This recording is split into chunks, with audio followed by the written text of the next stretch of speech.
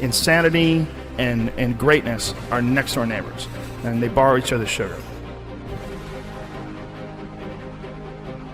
Transformation of human consciousness through meditation is frustrated so long as we think of it in terms of something that I myself can bring about. Stick with it till you get through the uncomfortable times, until you go, you know what? I can spend time with myself. I could do this. I could do this forever. Well, then it's okay to go re-engage, but there's great value in not doing that until you go, I'm good with me and me for right now. I want to show people that there is a way out, that there is a way to do more, to get more, to obtain more. But I personally don't want to lose all that I've been able to get. So I need to make sure that I do everything to keep it.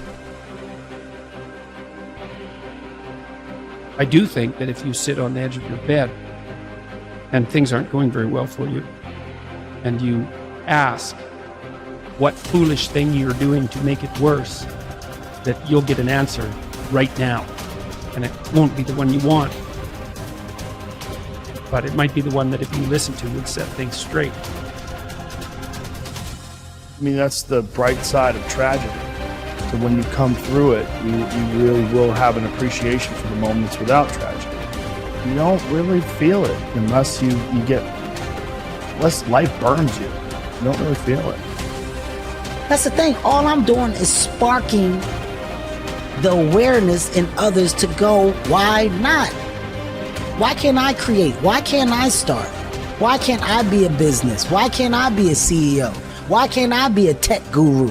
There's so much that some people just don't understand they can do. When it's all said and done, my book is going to be full of all the shit that Kevin Hart did. Because I never was content with doing just 1, 2, or 3. Why not? We get this strange feeling that we have never had in our lives, that we are no longer this poor little stranger and afraid in a world it never knew.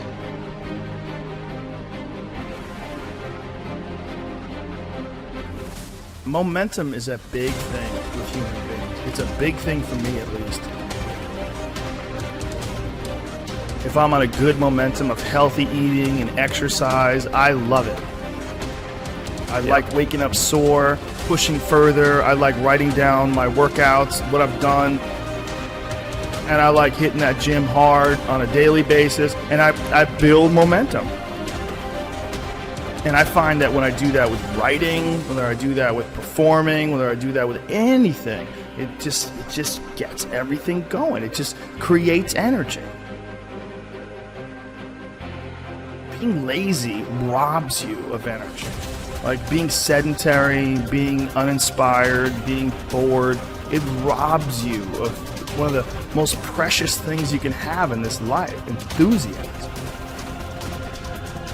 One of the things that I tell people all the time, because a lot of people have a hard time defining themselves. They define themselves by failure because they failed. But I'm like, you're not your failures, you're you. Okay, your life is a series of lessons you've learned. Now, if you just dwell on the failures, like that's not healthy. It's not smart and it's not empowering. What you got to do is look at those failures and go, well, now you know what not to do. But you're not that. You're you. It was hard because so happy to be and have the job I have. At the same time, I was like,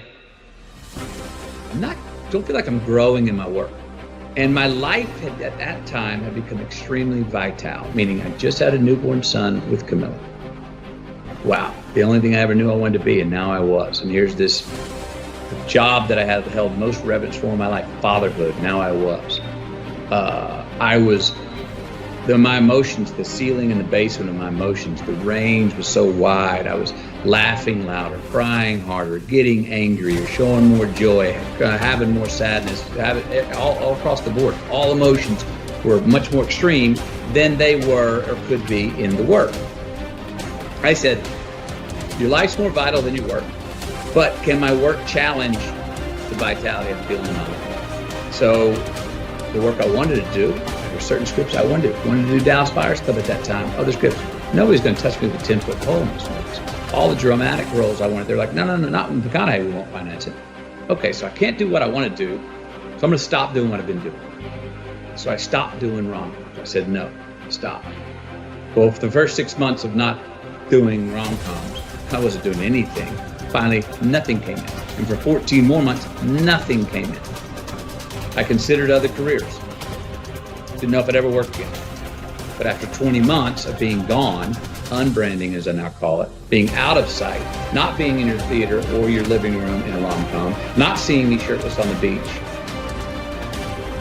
I became a new good idea. I don't know, I haven't seen him, where has he been? I was kind of refound. So I had to do that for myself. I loved doing the rom-com, but I was getting the scripts and I felt like I could do the same script tomorrow morning.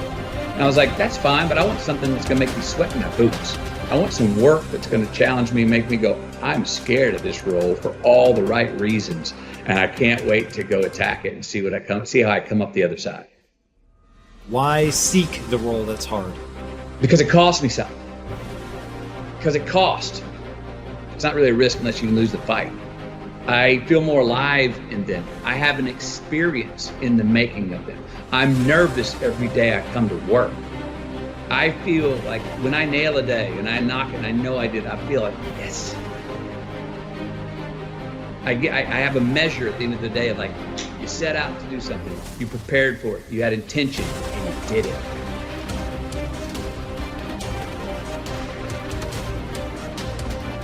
Now, there's lots of different ways to interpret the world, and you can maybe even make a case that there's an endless number of ways to interpret the world.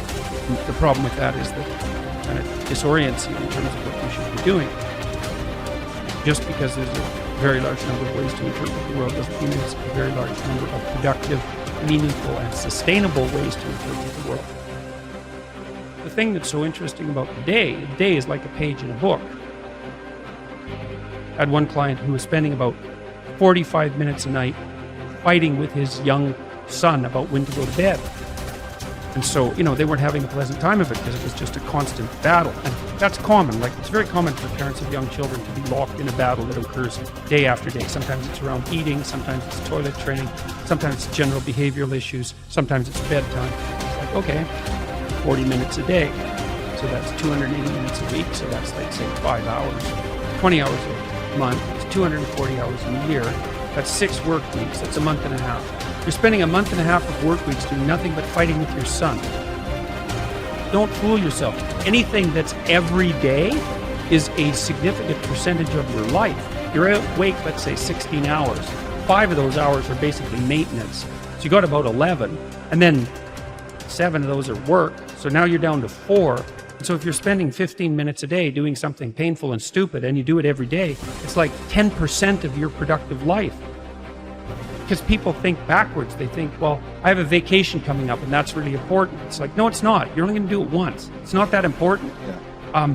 How you treat each other at lunchtime, if you eat together every day, that's your life. Fix that. Get it so that the food's good. Get it so that you're happy with the people that are sitting there. Fix that. It's like, poof, 10% of your life is fixed. The purpose is to align ourselves to really make a change.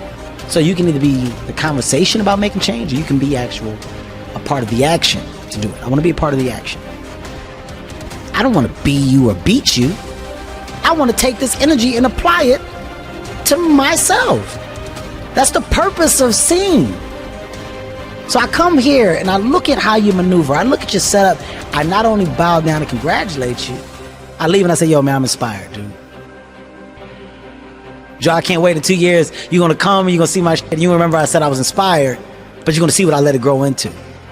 That's the proper way to get encouraged and motivated. Look at your circle, right? When you can merge yourself with good people and follow the paths that you see that these good, successful people have taken, you then become a part of a world and group that nobody expected you to be in. So everything else from the outside that comes in, you're throwing at a bubble that can't be popped. It's a force field around me. There's a force field around me because what really matters, loves me wholeheartedly. And when you have that and you understand that, you're unbreakable. So if you don't add to that force field, if you don't make my force field stronger, you don't get time from me. My true understanding is, all right, you got one life.